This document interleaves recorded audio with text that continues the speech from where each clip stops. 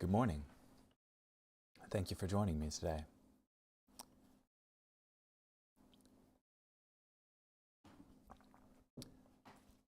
Today we'll be in Habakkuk, chapter 1, verse 1, through chapter 3, verse 19.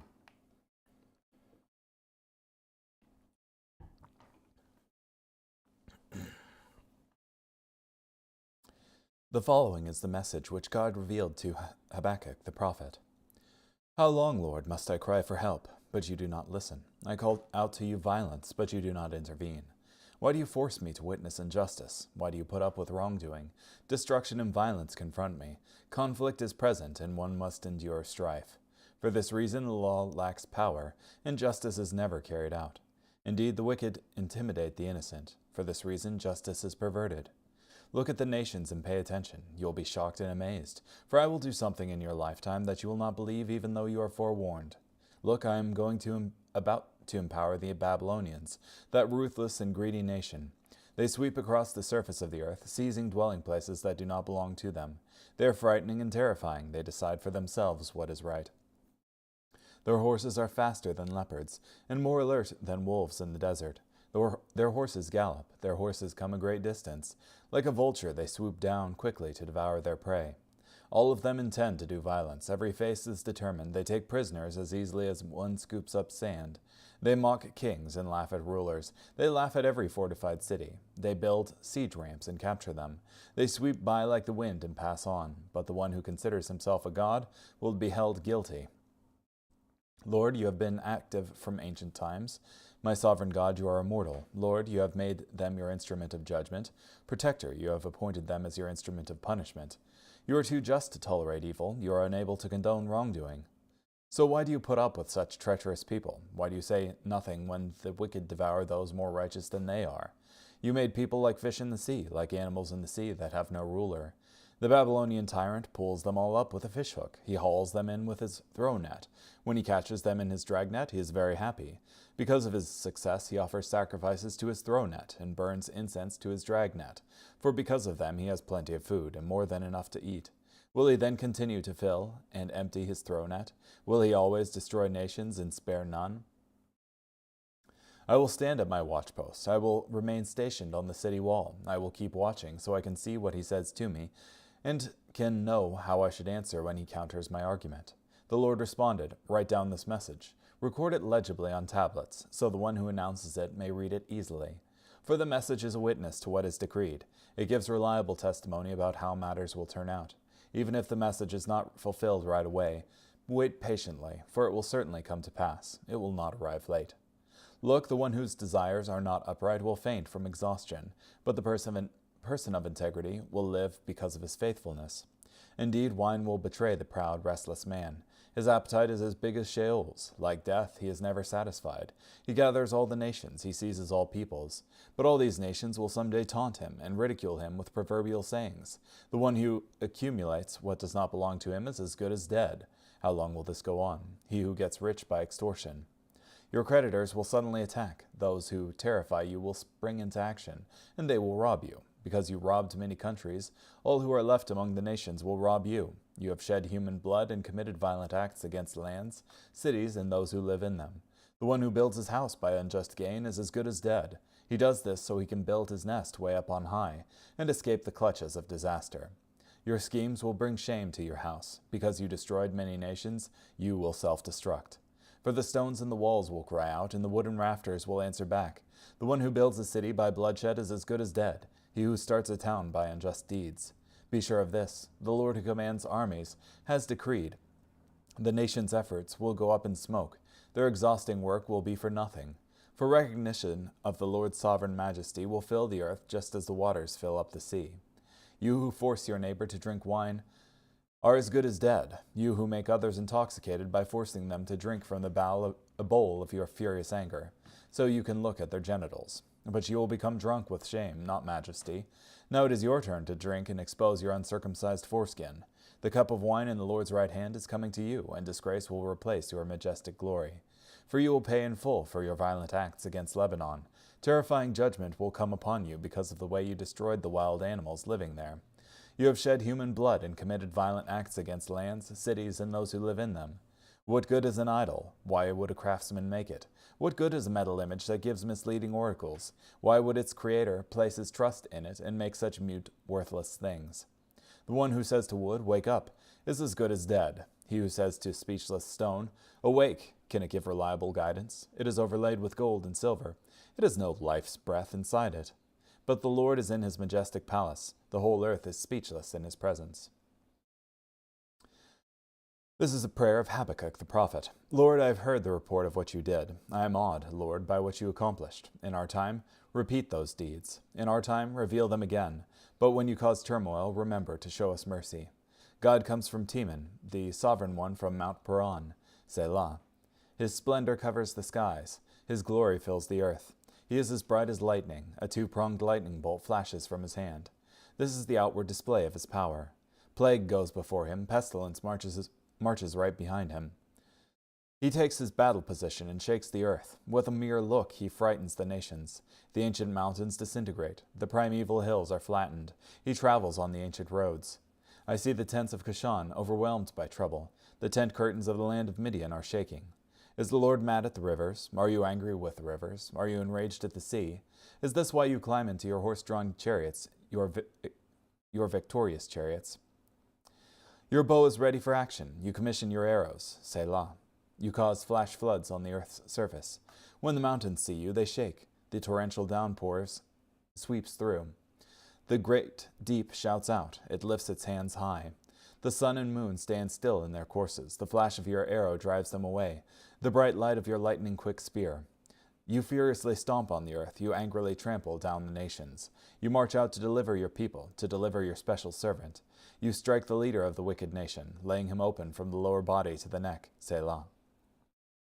You pierce the heads of his warriors with a spear. They storm forward to scatter us. They shout with joy as if they were plundering the poor with no opposition.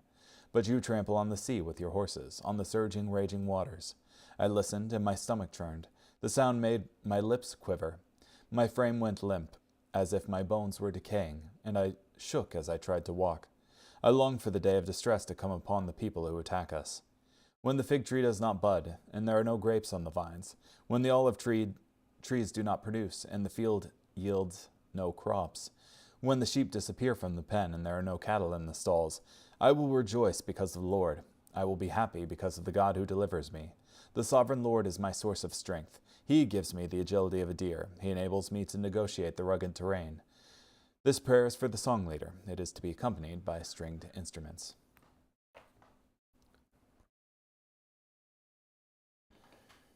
Yeah. So in the first chapter, Habakkuk is looking at the injustice of his current time, of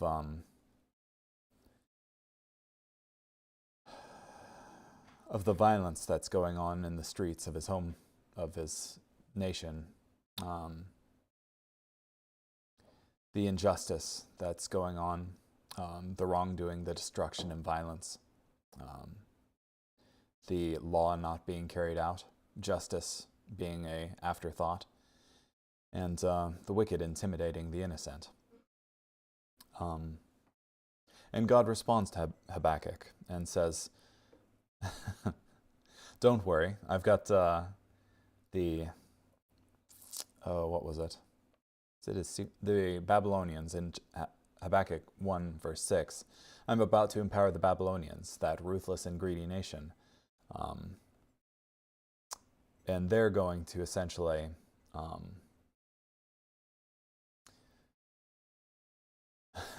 pay back the nation for the injustices that they've been doing. And Habakkuk's like, what? They're even worse than we are. They catch people like fish in their net and then go on and sacrifice to their net because of the great haul of fish that they've gotten. Are you just going to let them get away with it?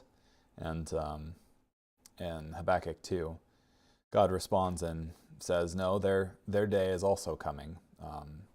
The time of judgment is also going to affect them. And in Habakkuk 3, Habakkuk offers a praise to God, essentially, for his great wisdom and strength.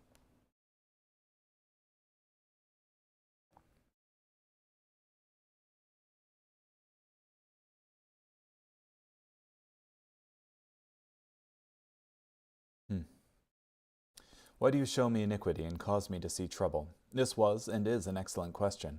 Why does God allow us to see iniquity and trouble in ourselves or in others?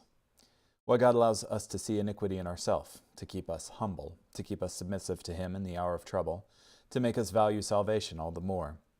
Why God allows us to see iniquity in others, to show us what might have been in ourselves, to make us see what might have been ourselves, to make us see the wickedness of sin, that we might pass by it and hate it and not indulge in it ourselves, to make us admire the grace of God when He saves sinners, to set us more earnestly to work that God can use us to save others and extend God's kingdom. My brethren, we need to know more of the evil of men, to make us more earnest in seeking their salvation. For if there be anything in which the church is lacking more than in any other matter, it is the matter of earnestness. From Spurgeon.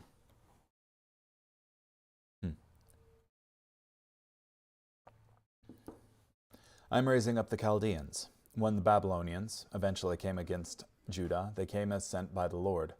It wasn't that they themselves did not want to come, but God allowed their sinful desire to conquer Judah to come to fruition.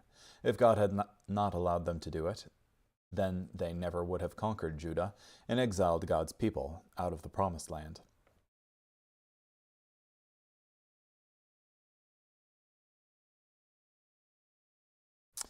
He commits offense, ascribing this power to his God. When the Babylonians would come and overwhelm the land of Judah, they would wrongly give the credit to their false gods. The Lord knew and said they would do this before it ever happened. Why do you look on those who deal treacherously? Habakkuk was first troubled that there was no judgment against Judah. God answered by telling him judgment was on the way. Then Habakkuk was troubled by the agent of judgment, the Babylonians, who were an even more wicked people than the people of Judah. It would be like crying out to God about the state of the church in America and hearing God respond by saying, "I'll fix the problem by an enemy invasion of America." We might say, "Wait a minute, Lord. The problem is bad, but your cure is worse than the disease." Some people face crisis times like this all the wrong way. They withdraw from the church and from fellowship, and they pull back into a little spiritual corner. Others give up on God altogether. Lloyd Jones gives us to a better response. Stop to think. Before talking about it, think about it. Restate basic principles. As you think about the problem, don't begin with the problem. Go back further to basic principles about God and His dealing with man. Apply the principles to the problem. Now think about your problem in light of these basic principles. Commit the matter to God in faith, whether you know what to do or not.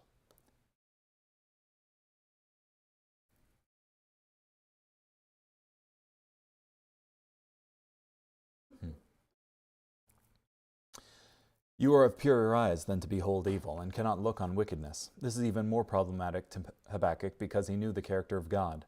Since he understood the holy character of God, he was more troubled than ever as to why God would judge wicked Judah by exalting even more wicked Babylon.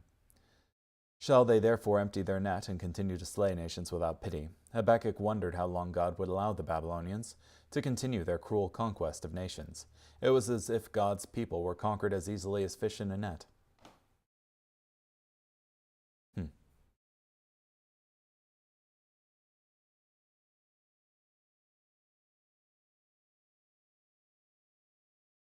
Behold the proud. Habakkuk wondered why Babylon, a nation even more sinful than Judah, would be used to bring judgment against Judah.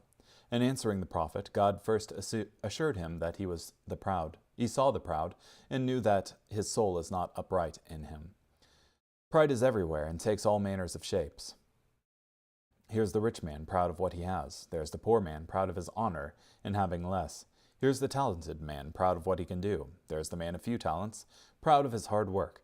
Here's the religious man, proud of his religion.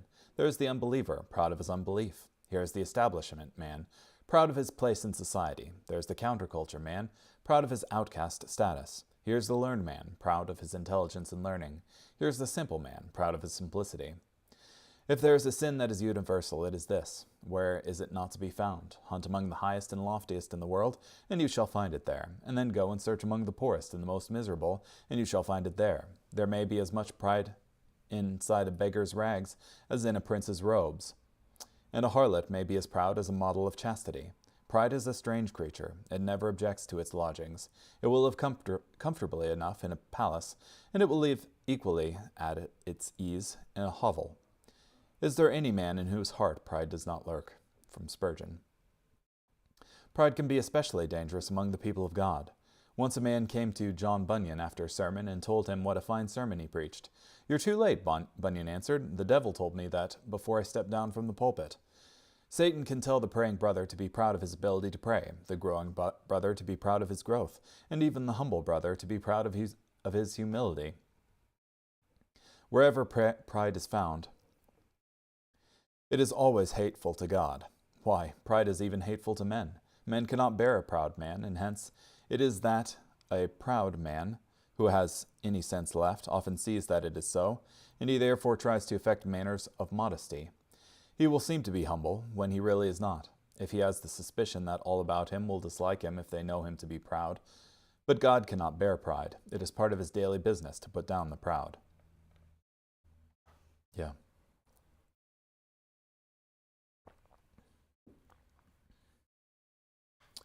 Carrying on. Revelation chapter 9, verses 1 through 21. Then the fifth angel blew his trumpet, and I saw a star that had fallen from the sky to the earth, and he was given the key to the shaft of the abyss. He opened the shaft of the abyss, and smoke rose out of it, like smoke from a great furnace. The sun and the air were darkened with smoke from the shaft. Then out of the smoke came locusts onto the earth, and they were given power like that of the scorpions of the earth. They were told not to damage the grass of the earth or any green plant or tree, but only those people who did not have the seal of God on their forehead. The locusts were not given permission to kill them, but only to torture them for 5 months, and their torture was like that of a scorpion when it stings a person.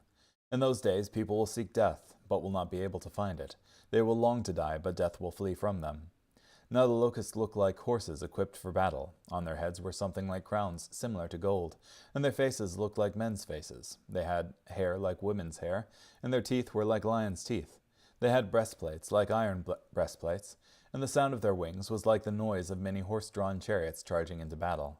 They have tails and stingers like scorpions, and their ability to injure people for 5 months is in their tails. They have, as king over them, the angel of the abyss, whose name is in Hebrew is Abaddon, and in Greek Apollyon. The first woe has passed, but 2 woes are still coming after these things. Then the sixth angel blew his trumpet, and I heard a single voice coming from the horns on the golden altar that is before God, saying to the sixth angel, the one holding the trumpet, "Set free the 4 angels who are bound at the great river Euphrates." Then the 4 angels who had been prepared for this hour, day, month, and year, were set free to kill 1/3 of humanity. The number of soldiers on horseback was 200 million. I heard their number. Now this is what the horses and their riders looked like in my vision. The riders had breastplates that were fiery red, dark blue, and sulphurous yellow in color. The heads of the horses looked like lions' heads, and fire, smoke, and sulphur came out of their mouths.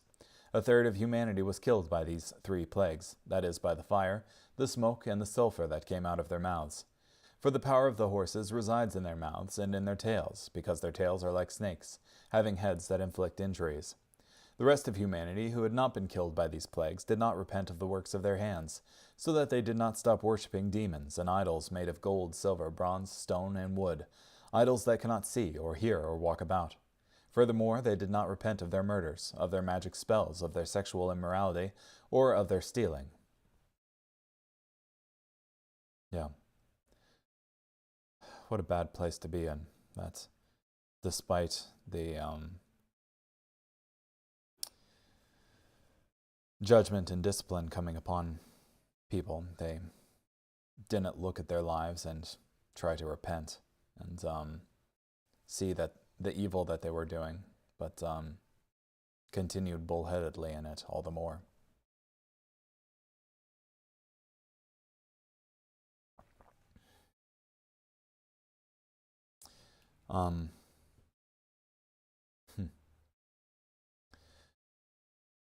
You also have that they did not stop worshipping demons and idols made of gold, silver, bronze, stone, and wood, idols that cannot see or hear or walk about.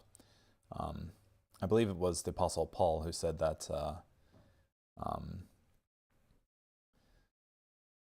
when people are worshipping idols, they're actually worshipping demons, essentially. That there is a malevolent spiritual presence behind the idol that a person worships.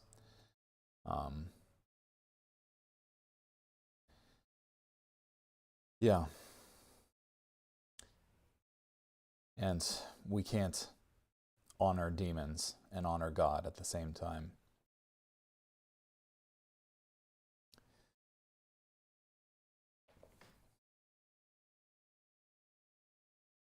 It was interesting. I just recently got back from a trip to Japan, and there's many Buddhist temples there in Japan that are really beautiful to look at. But it's striking to me that the normal process by which one worships or goes about the ritual there is that one rings a bell before tossing in a coin and making a prayer, that one's prayer might be answered. I was struck by this when reading Habakkuk earlier, that, what was it?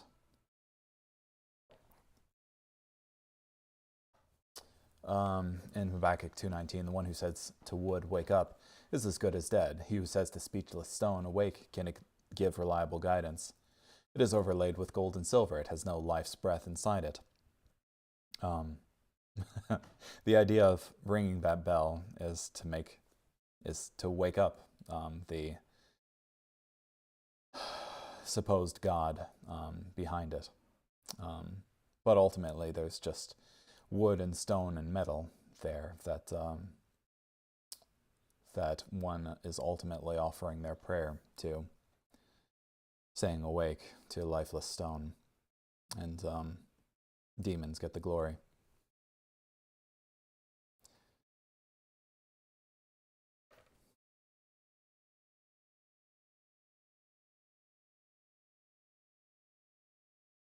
Carrying on. Psalm chapter 137, verses 1 through 9. By the rivers of Babylon, we sit down and weep when we remember Zion. On the poplars in her midst we hang our harps. For there our captors ask us to compose songs. Those who mock us demand that we be happy, saying, "Sing for us a song about Zion." How can we sing a song to the Lord in a foreign land? If I forget you, O Jerusalem, may my right hand be crippled. May my tongue stick to the roof of my mouth if I do not remember you, and do not give Jerusalem priority over whatever gives me the most joy. Remember, O Lord, what the Edomites did on the day Jerusalem fell. They said, tear it down right to its very foundation. O daughter Babylon, soon to be devastated, how blessed will be the one who repays you for what you dished out to us. How blessed will be the one who grabs your babies and smashes them on a rock. The imprecatory psalms are difficult, but you can see here that the psalmist is accusing Babylon of doing the very thing that they wish would happen to them. That is, they smash their babies against rocks. Yeah, and I think it's most appropriate that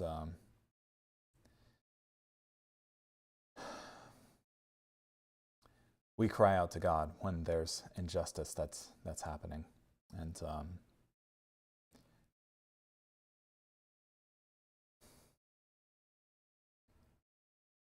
cry out to Him for justice and deliverance.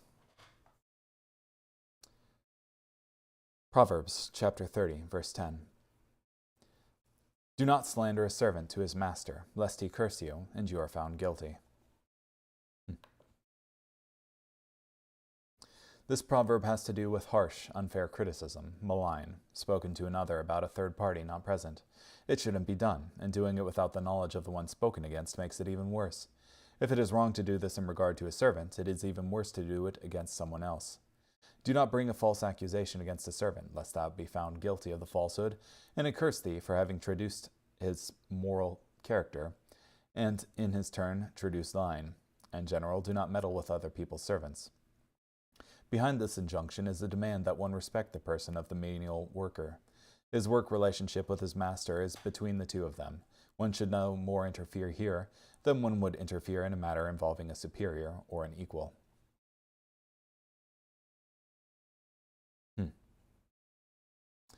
Okay, well, thank you so much for joining me today. Hope you have a great day. Bye.